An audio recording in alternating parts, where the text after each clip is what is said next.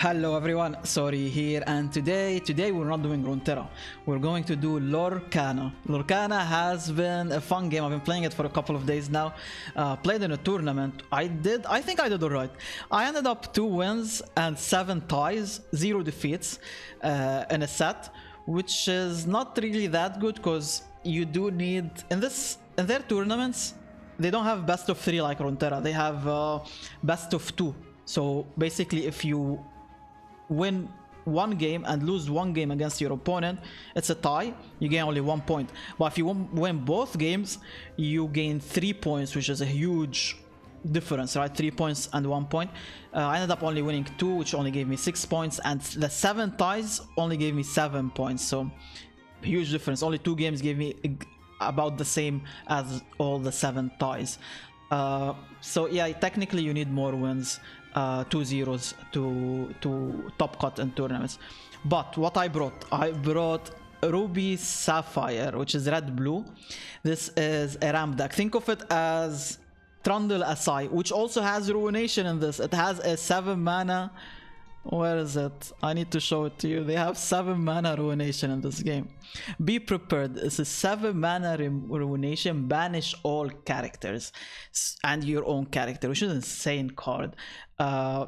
So this game is, think of it as Runeterra and Hearthstone, but the mana system is different. And there's no nexus to attack. Instead, there are like something, I guess, resembles a nexus, but instead of attacking them, you have to heal them until they reach 20, and then you win the game. But yeah, we have ramp cards. So we have Fishbone Quill, which is a ramp card. It lets me put 1 card from the mana system. The mana system is not like Runeterra. You have to sacrifice 1 of your cards to your Inkwell and you gain 1 mana. Every turn you do it once. So Fishbone lets me sacrifice another extra card. So this is a ramp card. We also have Gram Matala, also a ramp card. If she dies, she gives me 1 ramp. Do we have anything like in that? We do have in Runeterra. We do have the 3 mana dude that if he dies, he lets you ramp. We also have a spell like Runeterra, lets you ramp.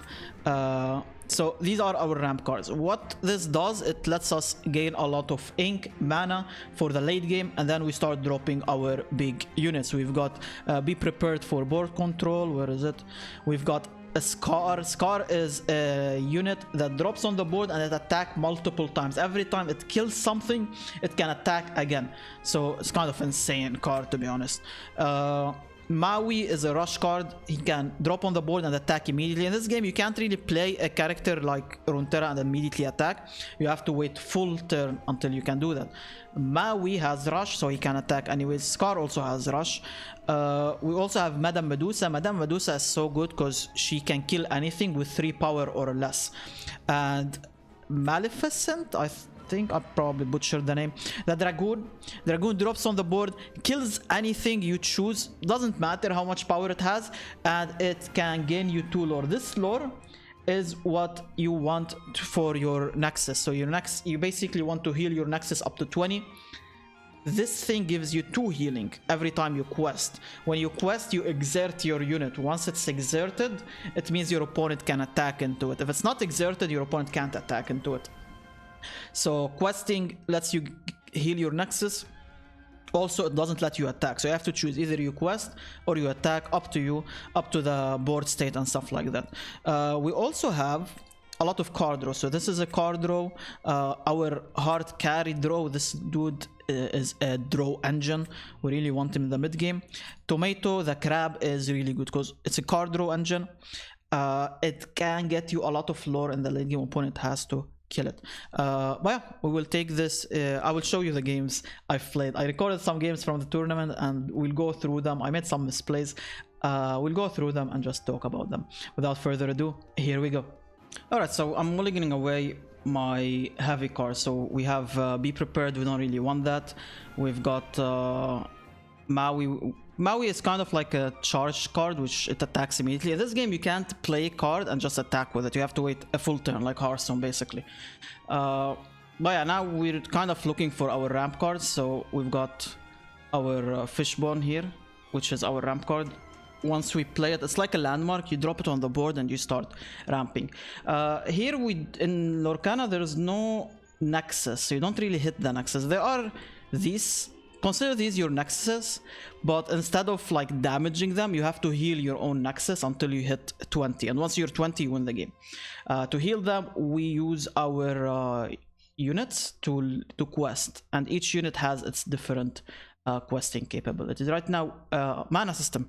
Mana system is different than Runeterra. You have to sacrifice a card into the inkwell to get 1 mana every turn.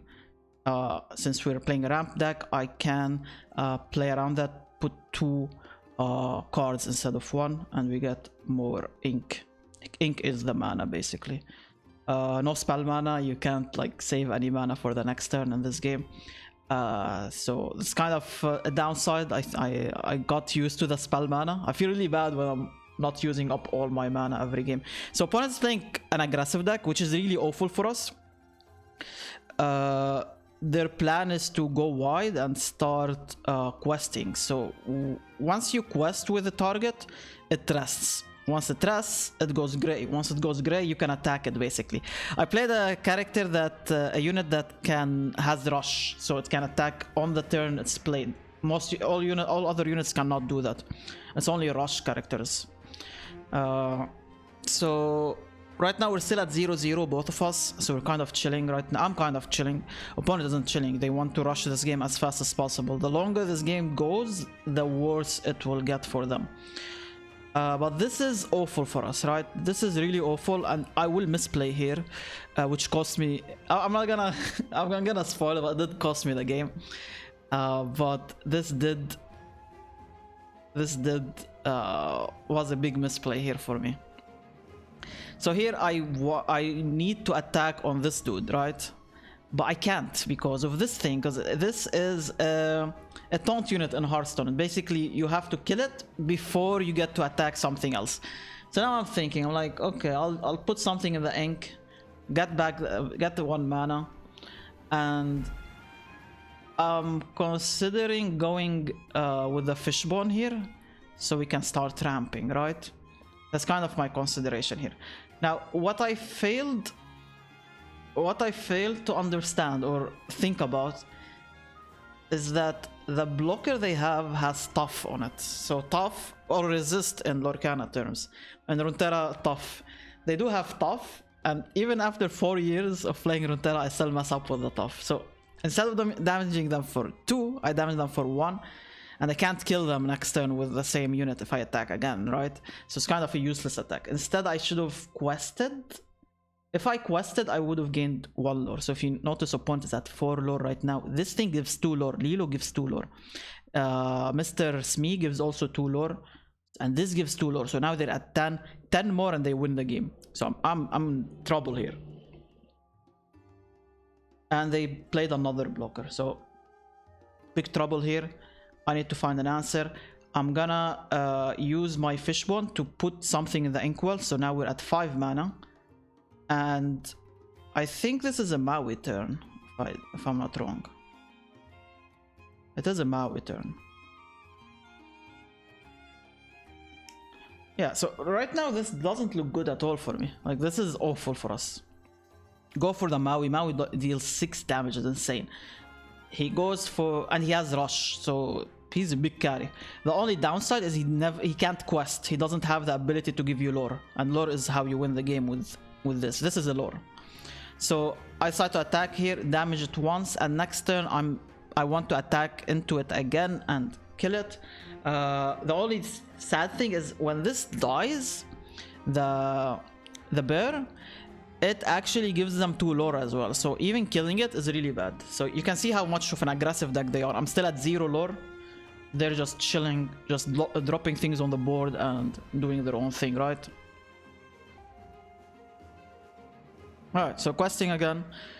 12, we're 14, and the bear 15. So now they're at 15 lore. They're guaranteed 2 lore from this guy.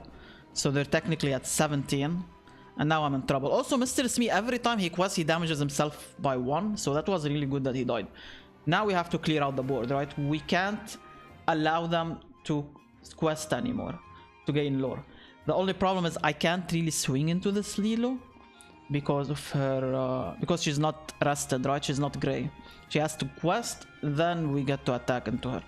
So now I'm thinking of how to deal with this Lilo, and I can't really do anything to her. I decide to kill the bear right now.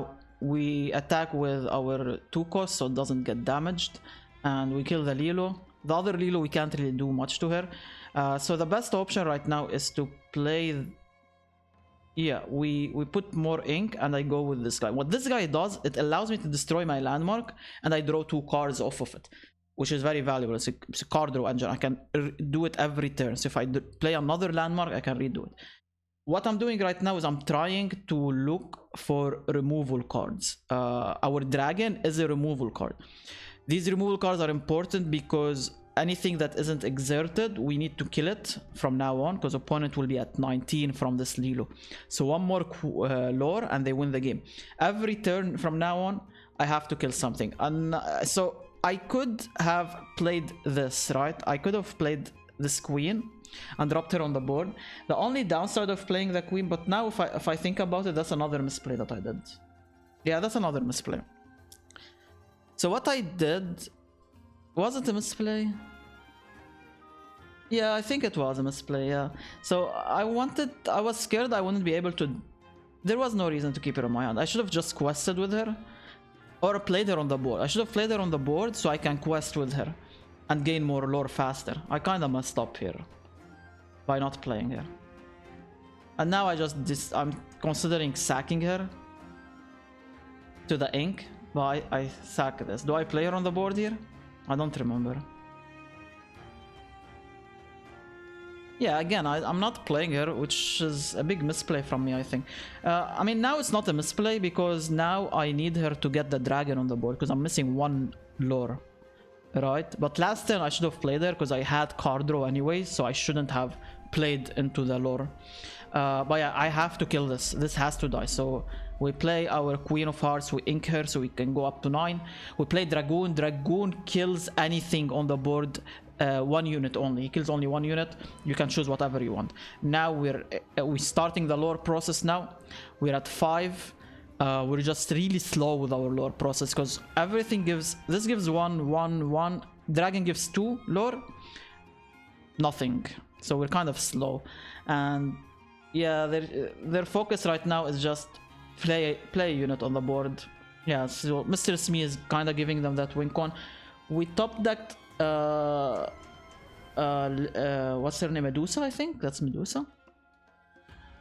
So yeah, we drop Madame Medusa, and Madame Medusa can kill anything with 3 power. So we just kill it, and we're chilling.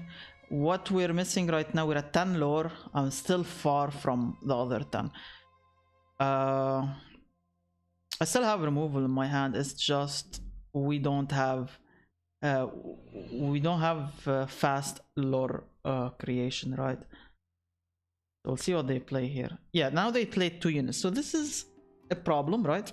Luckily, this game has Ruination in it. We have 7 mana Ruination in Lorcana. So I decide I have to Ruination here because I can't kill both units without Ruination. So we drop Be Prepared, kills everything.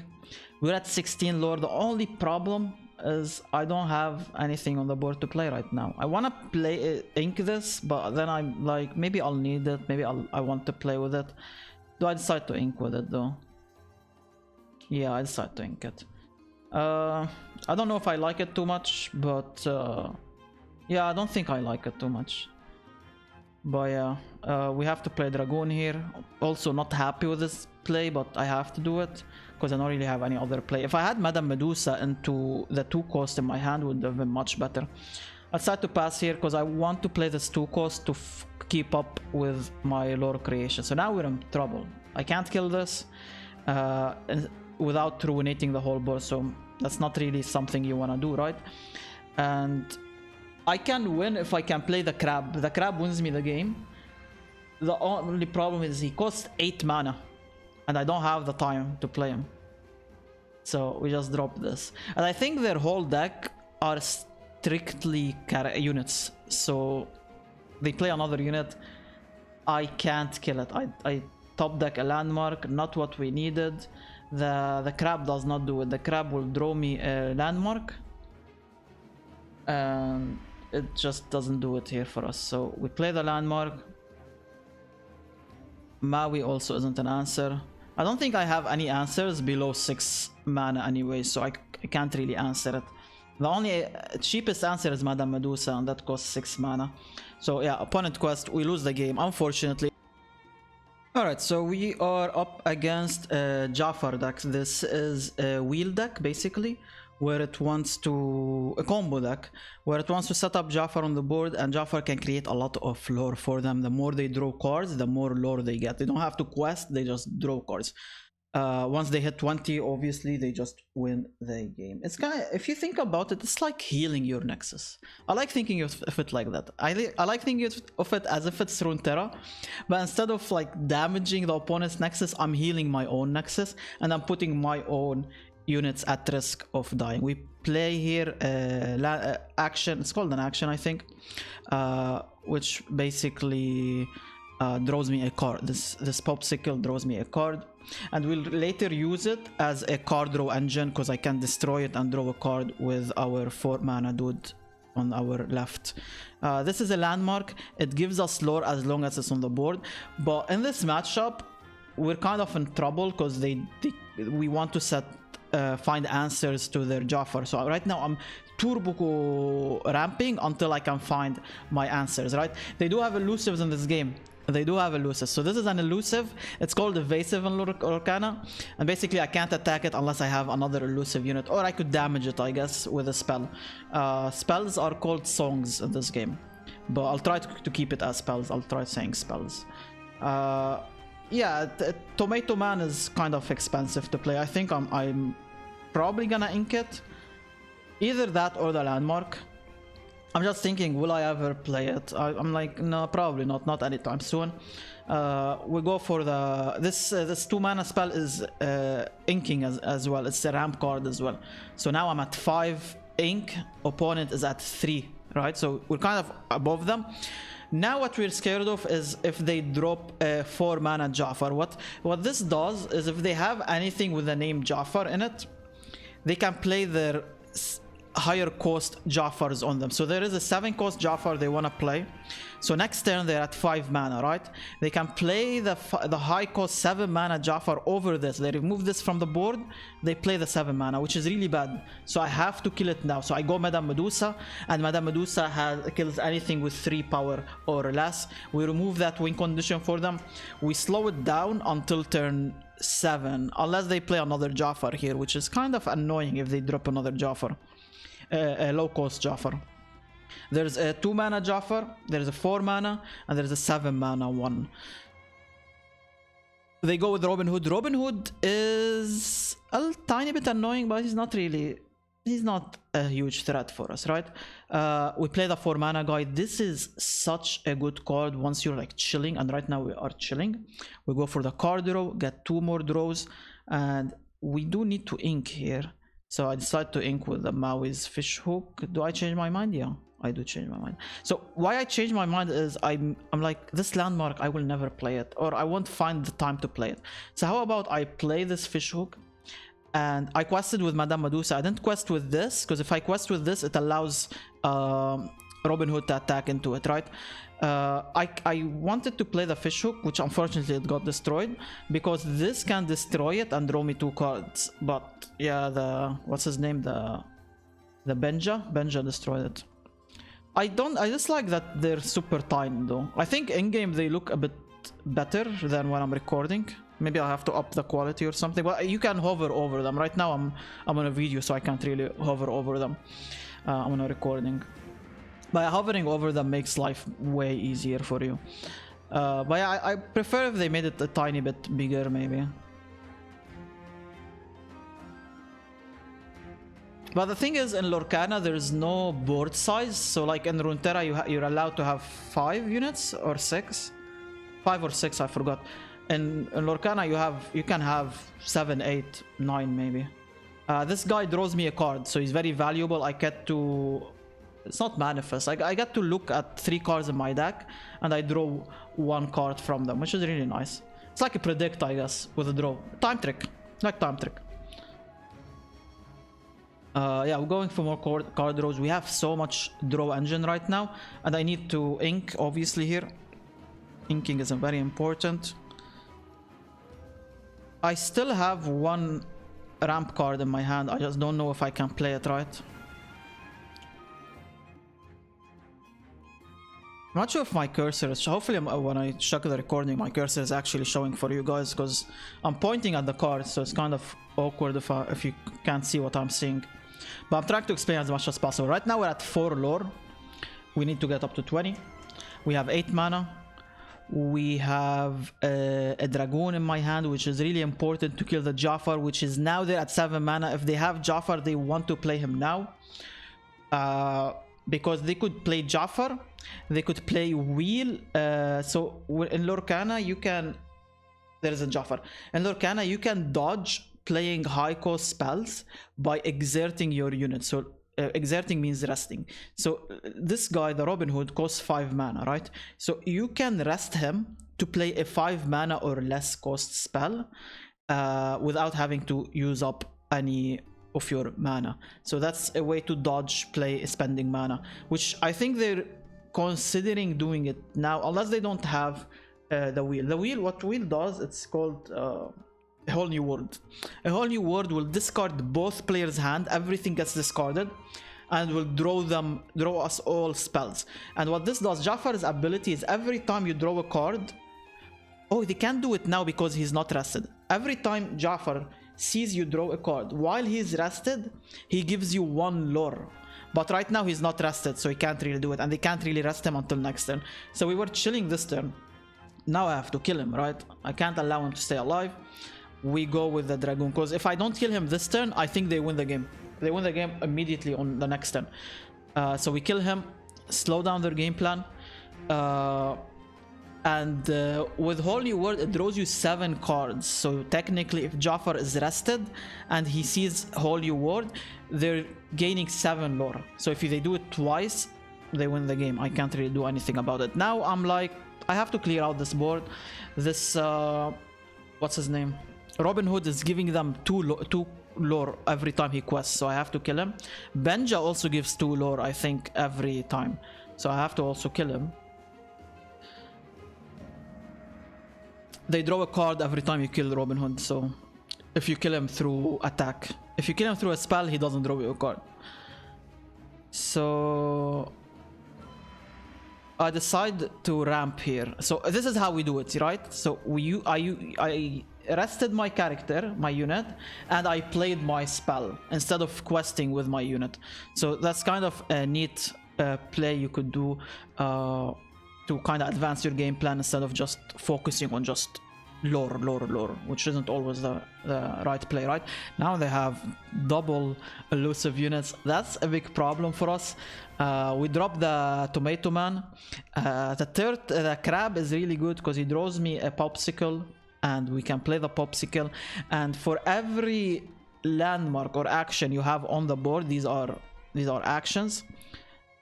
An item, sorry.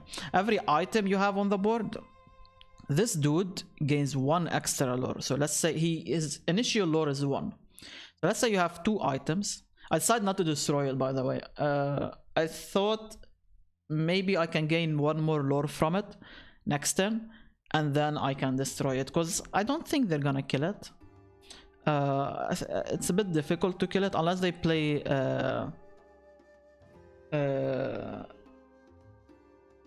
a rush character, right? A rush character could kill it. But they decided to play this. Where is it going? Oh, okay, never mind. They actually killed it. I actually forgot. I didn't even think they would go for the kill. But they actually went for it. Understandable, I guess. They don't want me to draw cards. Maybe I should have went for destroying this. Maybe I got greedy, I think, with the lore. I got greedy. So I think we draw this. This landmark is big, by the way. This is 7 mana landmark. Once you play it, and you spend 2, it costs a lot. It costs 7 mana and 2 mana to activate. You activate it by 2 mana, and what this lets you do is it allows you to request your units. So you gain, let's say this guy is giving me 2 lore. You play the landmark, you pay 2 mana, you gain another 2 lore off of him. So it's kind of a turbo win con. And this dude here, the 6 mana guy, lets me gives me 3 lore. So he's also very nice. So right now we have 3 lore here, 3 lore here, and the opponent is kind of not happy right now.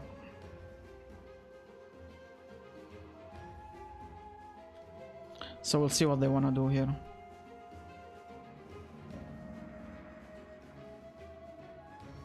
I'm somewhat almost winning. They need to kill things here. They can't really allow me to keep all of this on the board, or I will win the game next turn. I do want to show you the Jafar wheel, so I don't think it's gonna happen anymore this turn. Just so you can understand what the Jafar wheel is. It happened last game. I just didn't record all of it. We won it as well. I just didn't record all of it, but I will show it to you.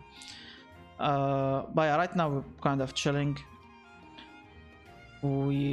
They're just trying to control this board right now, yeah.